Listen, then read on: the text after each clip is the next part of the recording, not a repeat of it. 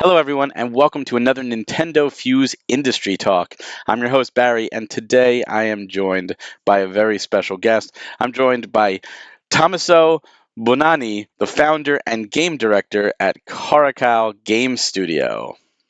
Hi all. Hi, thanks Barry for having me here. Thank you so much for joining me.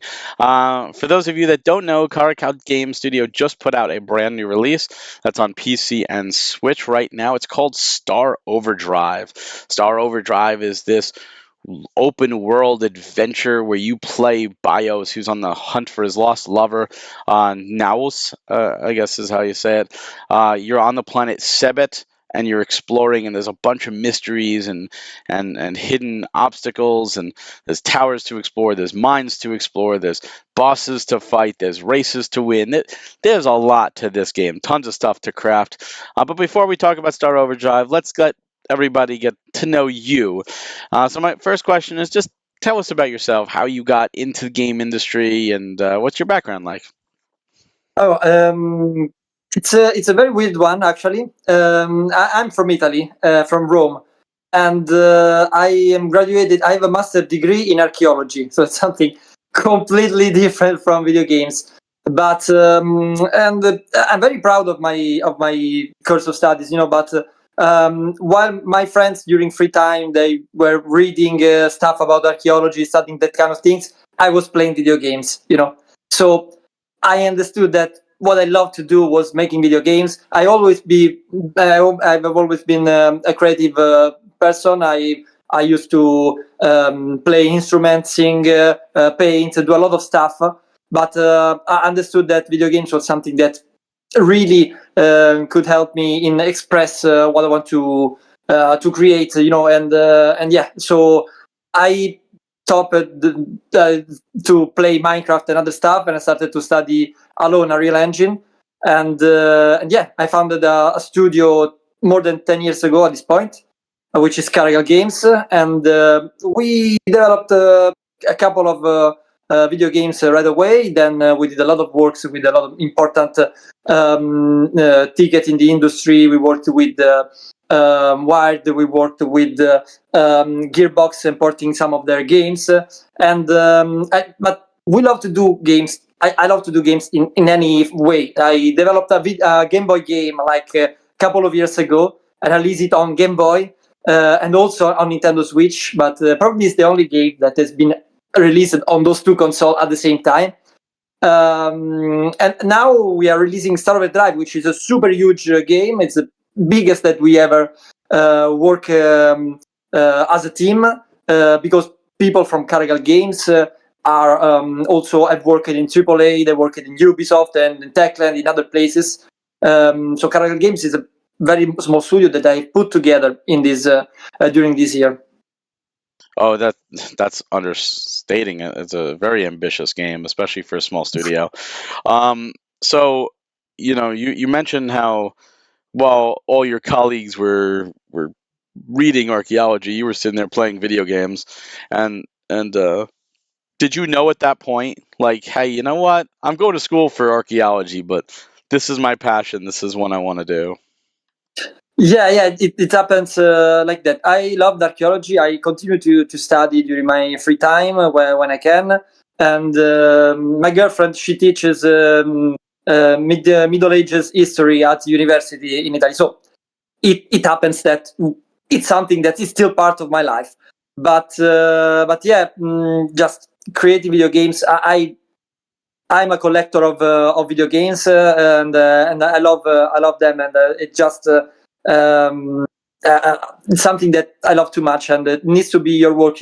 It happens that a lot of people does a job that they don't like in their life, and I get it. You need to earn money to do what you want, but for me, it's more important to express myself, to do what I love to do, and really, Caracal is born for the passion of making video games. That's what I really what really pushes me to do this job, which is actually not easy at all, not easy at all. But I'm super happy. I'm super happy with what we're doing right now. Now, I just have to ask, skipping ahead just a little, did your love for archaeology and your knowledge of archaeology influence Star Overdrive at all? Like, did you use that to craft this land and obviously these mining sites and everything like that? Probably it happened for our very first game, which was Downward, which was it is actually a first-person parkour game. It's a platformer first-person dressed as a parkour game, where you go through ruins of Middle Ages doing parkour. At the time, yes. With growing up in the industry, I learned also that I know I'm a very big reader of science fiction, Asimov, that kind of things.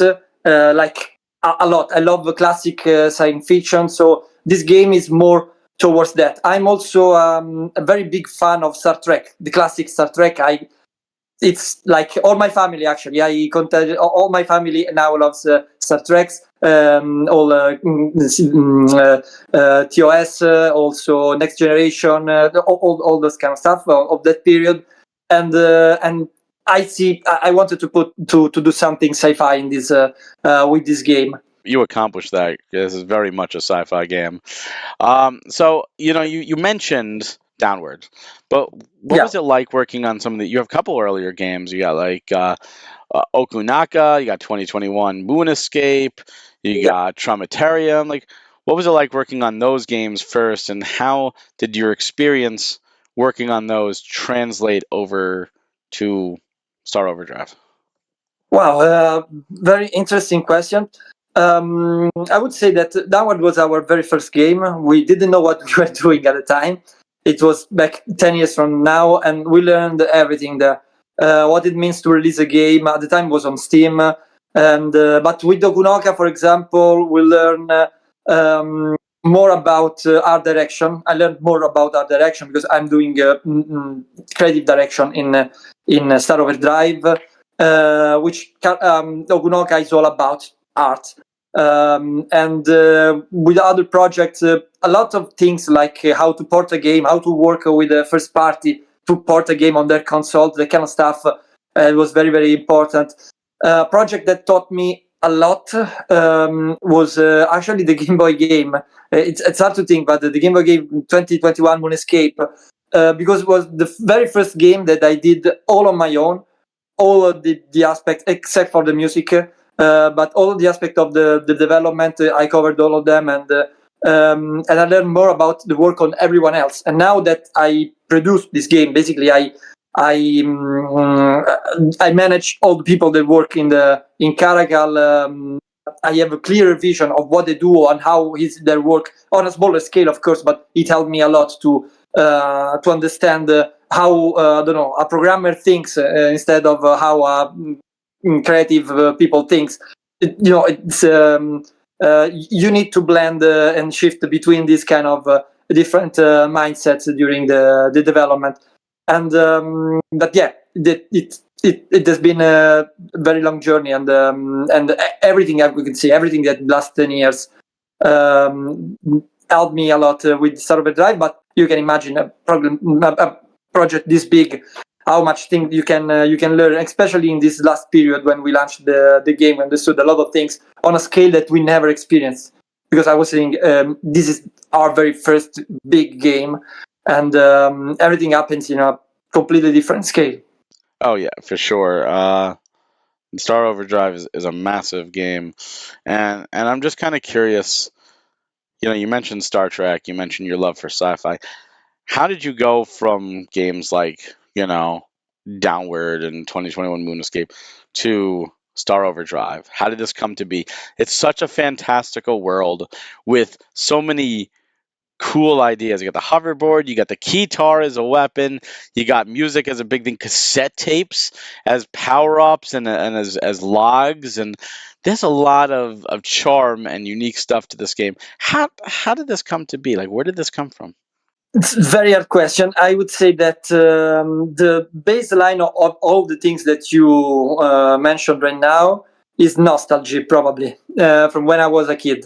I used to listen to tapes with my father in the car, okay, or my family, and I'm a I love to play music. I love music from also from this century, but from the other century, from the 80s, 60s, 70s, also 90s. So the music of this game is based for a very big part on Van Halen music, and that's what I love to listen when I was a kid, when I was in high school. So that's also is there. I love Back to the Future.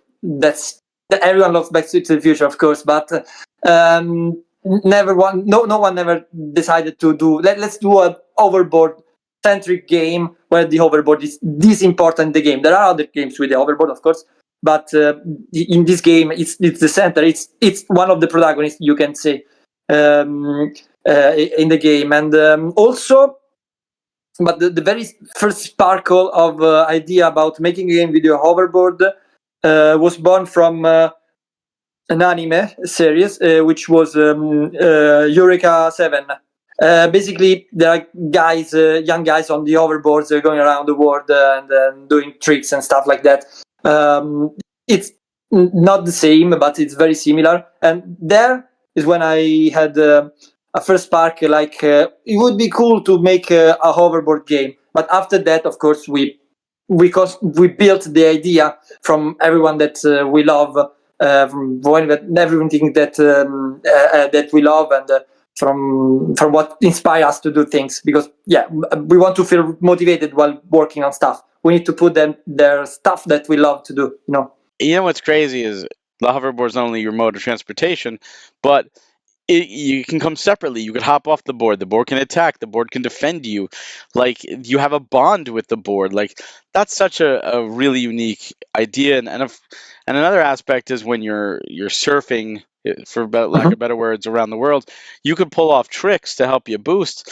And there's like a lot of Tony Hawk feel in there in the tricks. And like, are those all real tricks? Did you work with skaters? Like, how did this all come to be? And how did the idea of like the board being almost like sentient and being separate come to be? Because I feel those are really cool out there ideas. Thanks, thank you. You are super nice with this game. Thank you. And super happy that you appreciate it. These are a lot of questions. I'll try to break everything.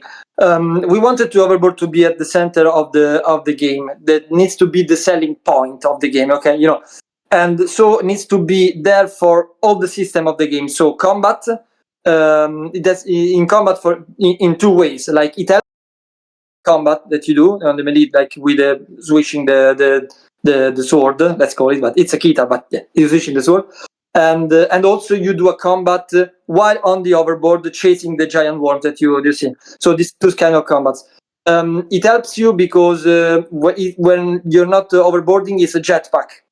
It's on your back and it's a jetpack. So also needed to be important part of the narrative, because to be at the center needs to be the center of everything. So this overboard has been gifted from him to her, and now this overboard that has it's been announced by her. She sent that overboard to you to help you. So it's very linked to them. You can see photos when he gave it to her, or some tapes that says that. So that's super important. But also it's the center of crafting. When you craft, you don't craft armor for the player. For that you got a skill tree for enhancing the player, but to enhancing the hoverboard you got a crafting. So you go around the world, you collect stuff, then to improve the hoverboard, to change pieces, etc. So the idea at the base of everything was find a way to have the hoverboard at the center of every system. That there is not one single thing that you do in the game, from listening to an audio tape to combat, that is not related to the overboard, because it needed to be the main point, the main key element of the game. Our business developer John, he's from Canada. He's a guy. He has been in the industry for centuries, basically. He's a 2 meters. I don't know how many feet he is, but it's a very, very high guy, tall guy, and full of tattoos. It's long hair. It's a rocker, okay, but he is a skate collector, and he used to go on the skateboard. So he's an expert, we can say, and he helped us a lot in finding the right references, in helping us in understanding what was making sense. So I never had the chance when I was a kid to go on the skateboard. I would love to, but never got the chance. In Rome, you can't use the skateboard. It's not a city for skateboard at all. Absolutely, not even for bicycle. But he is an expert, and he helped us a lot. And back in the days, he was super cool, and he actually collects skates. He has like 200 boards, like from every kind of collective. The people that collect this kind of stuff, that they know that they are like rare things, because he loves to collect. He's really into that. That's awesome. Yeah, I was, as I was playing, I was like, this gives the vibe of like Tony Hawk, just like skating around, except you're on a hoverboard, and it feels very fluid. It's very very well done. Now you did mention about listening to music, and Mm-hmm. one thing I did not expect in this game is you can find Okay. cassettes from Star Overdrive, which appears to be a band, and you Yeah. have full songs that you could even use a QR code to download. Where did Yeah, this come absolutely. from? That you have original full songs in this game, and it's not even you're not even advertising it. It's just like we're just throwing in a whole No. album for free.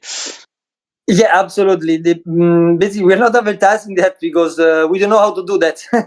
We are the developer. We have a publisher that is for the game, but of course, it's not a music publisher, And but yeah, you listen to the song, you can tell that there's very high quality there. Also because our writer Andrea Federici, he is a maestro. He's a very very talented and expert guy in music, and also he's a rocker. Absolutely, he's a rocker. And he wrote all this stuff, and because we just love to do music, those songs. I sing those songs. That voice is my voice, Oh, that's because it's awesome. just, yeah, it's just it's very different for my voice, because I do a very graspy voice. I don't know if that's a word, but yeah, and we just wanted to enjoy the thing. Actually, other than the album, which we love, you can find it on YouTube for free, and on Spotify. But you can also buy the OST in the deluxe edition of the game on Nintendo Switch, and it will be also on other consoles. Because today we announced the other consoles, and then this year release 19th of June. But we also, since we love the net culture, we did the manga of the game. Not sure if you know that. I didn't We read it, did. but I saw it. You can order it. Can order it on the Amazon, and yeah, that's it. The manga for Star Overdrive, and it follows. Yeah, it's. I don't know which page this one is, but yeah, cool stuff. And yeah, we love to do these kind of things. I also wrote the manga. Didn't we hired a professional drawer that is a mangaka, another Italian guy. Yeah, but that's because we wanted to have fun. In this production, one thing that we were lucky, but also we did a lot of work in the last years to be able to work without crunching. Um, our way to work on Star Overdrive has been without crunch time, so everything was done with basically respecting people's life, and without stressing anyone. So in our free time, we had time to do stuff that we still love. So we did the album and the music that we loved, kind of music that we love. It's not only stuff for the game. As you noticed, the Star Overdrive band, it's also inside the game for reasons, because it links a couple of things for the story. I don't want to go too deep in that, but we also had fun in doing that. It's the same thing for the manga. For the comic, it's stuff that we love to do, and we wanted to put there. we did another couple of things actually, but we didn't manage to make it in time, so they're still hidden. But it's all related to the nerd culture of when we were kids. Oh, that is so cool. Yeah, I was surprised to see the music, and the cool thing is you could start playing a song and then back out, and as you're going through the That's dunes, the music's playing. I'm like, that's really coul. Like, what a nice touch. So very much kudos for that. I just wanted to ask, I know you mentioned Star Trek, and I know you mentioned Back to the Future.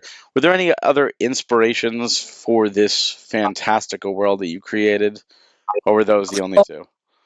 Um, it's probably full of things. If from an aesthetic point of view, um, I can say that the work of Roger Dean, not sure if you know the guy, but he's a painter from the last century. He's still alive, but it's kind of old right now. But he did all the cover of the Yes, the band Yes. I'm not sure if you know them. Also, they're from those era. He did the cover from those albums, and one biome of the game is based on some of his paintings. These arches, these big arches that you see around. That's a thing very important to us. Yeah. There's a lot of arches in around the world that you can skate, and you can go through, and that explains why there's so many of them because it comes from the cover. That's cool. So now I have to ask, Mhm. what is next? You mentioned that right now it's on Switch and PC, but it's going to other platforms. Um, but you just created this masterpiece, this huge open world. What is next for you? You're too kind. You're Are, exaggerating. My is exaggerated. We did our best. Thank you for saying that. no, no. It's a big compliment. But yeah, Well, it's true. That's like what, especially for being a small team, what you crafted is incredible. But I want to know: is Star Overdrive 2 the next project? Are you going to go back to some of the smaller projects? Are you going to go bigger? Are you going to go a completely different genre? Like, I know it may still be early and you may still be in the planning phase, but I'm sure you've been thinking, what do we do after this? I doubt you're going to stop here. You can't stop now. You're on top of the world. uh, you are very very positive and you are super nice about these kind of things about the game. You charge me a lot, and thank you for saying that. It's just the We have truth. I'm we have sorry. Thanks. We are very full of ideas. We already have like 4 or 6 demos of games that we are already completely different that we are pitching around, hoping for someone to do that. But we had a lot of fun in doing Star Overdrive. Like we really loved it. We love all of our games. But it happens that while you're working a game, after a couple of years, or even after 6 months, it starts to get boring. When you play it again, it starts to be heavy. It happens this kind of thing with all our game, not with Star Drive. Like today, I had to test the next patch that is coming on Nintendo Switch as soon as possible because we are improving it a lot. It's our first open world, so some stuff was not working properly for the player. So we are improving that a lot. But today I had to refinish the game again. I had to do a speed run to check that everything was working, and I'm enjoying working on Star Overdrive. So I would love to do Star Overdrive 2, 3, or there is. We built a very deep lore of the game, and 80% of this lore is not in the game. Like we only say a very small amount of stuff because we didn't have enough space because it's an open world, but it's like 15 hours you complete the main question, 30 hours you complete all of the content of the game. It's not like Skyrim, it's not like Legend of Zelda. It takes hundreds of hours. We are a small team, so we put that all the quality that we could, but we didn't scale up in quantity that much. The map is very big, but you are very fast. You go around with the overboard. Anyway, we would love to do Server Drive because it's full of stuff to say before the story and after the story of the game. Not sure if the ending leaves leaves interesting things for a sequel. And but also I would love to explore, if possible, the story of Nus, of the girl on the planet, because she did a lot of things on the planet, and you can tell that by listening to her tapes. And I would love to see to create the experience when she was recording those tapes, what was happening there, because she did very interesting stuff. Not sure if you got the charm power already. I did, yes. Yeah, you saw a little glimpse of dark version of her story, or what Yeah. she had to do there. So it would be very interesting to explore her character also. I will love that so much. I'm not sure. It depends on the publisher. It depends on sale numbers. It depends on a lot of things. If we can go, but if I have to choose, without faking that I'm not running a company that needs to make money, let's fake that I'm not do that. I would love, like, tomorrow to start to work on Star Overdrive 2. Absolutely. No, that would be wonderful. There's definitely some nuances to news. I noticed it starts off as a happy-go-lucky girl, and especially with the charm. Like, I did things that I'm not proud of, and you shouldn't go get this. And oh, if you're hearing this, that means you disobeyed me. So I guess you better see it anyways. I'm like, there's stuff going on, and I'd love to know more of that story. So I do appreciate that. I love when there's two sides, and you could tell two completely different games that they're both telling the same story. Complementary. They're complementary. Yeah, they could be. Yes. So now this is a question I interview. It's a universal Mhm. question. If the phone were to ring right now, Mhm. and it could be anybody, anybody, and they're going to ask you to make the next blank game, who would you like to call, and what game would you like to get the green light to make the next of? Any franchise, your dream game. Very, very easy question. Of course, George Lucas, with no doubt. Absolutely. And I would completely give my life if I could ever work on something with Star Wars. Also, Star Wars was part of my childhood, and I love Star Trek, but I'm also very deep into Star Wars. I'm doing a watch of the entire Star Wars, like in this year with my girlfriend. Nice. Because yeah, it's Star Wars. It's Star Wars. So that's probably. And yeah, but I was born in last century, so basically Harry Potter probably would be something very, very interesting. But that can't happen because the story there needs to be told by the rolling the Don't say that. You can always tell. There's always more sides to a story. You can always tell side but yeah. adventures. And yeah, but of course, I wish that one day, who knows, to have the chance to work on Star Wars. I love also a lot of Nintendo IPs. One day I would love to, as a level designer, since I did all the level design of this game also, 170 square kilometers, which should be like around 100 square miles, or a little less, I don't know. I did all the level design by hand alone, but I would love to work on a platformer, like a top level platformer for in the industry, which is Nintendo IP. But that could never happen because they only allow Japanese guys to work there, unfortunately. That's not true. They got Retro Studios doing Metroid, right? You got Oh yeah. Ubisoft just did two Mario and Rabbids games. Oh yeah, Mario Rabbids. Actually, they did it.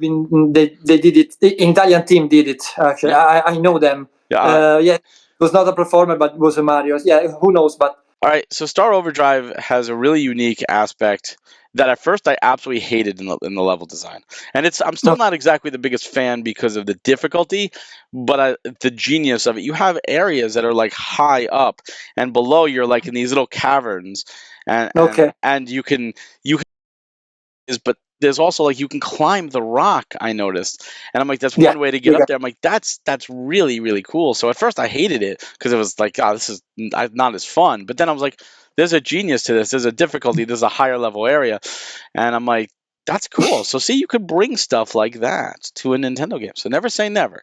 Dream big. Thank you so much for saying that. That area of the game, actually, I love it a lot because it was a bold experiment. So some people loves it, some people doesn't, but we do what we love to do. So I Exactly. wanted to test it.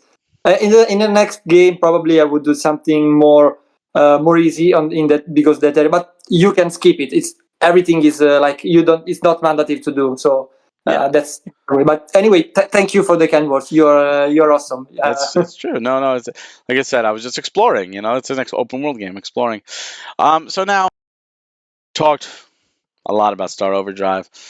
I want to know what you would like to tell. So someone's watching this, they haven't played it, they're maybe on the fence, they're curious. What would you tell, or what would you like to tell anyone listening, why they should pick up Star Overdrive? Why they should play your game?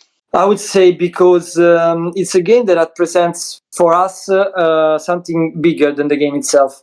Represents. We are talking in the industry today a lot about production costs that are raising, price of the video games that are raising, and the crunch time on the people that works in this industry, that they are just slaves working all the time and with very little chance to. And server drives represent complete opposite. A very small team did a very big game with a very low budget, because compared to how big is the game, it's a very low budget, and without dying basically, and having fun. And if it's something, the main reason for me would be that one. I'm not selling the game, I know, but I'm selling something that is way more important. That it's a. It sounds philosophic, but it's true. It's a different way of making video games in the industry. A better way to making video games. No, For what you us, say it's is very very important. important.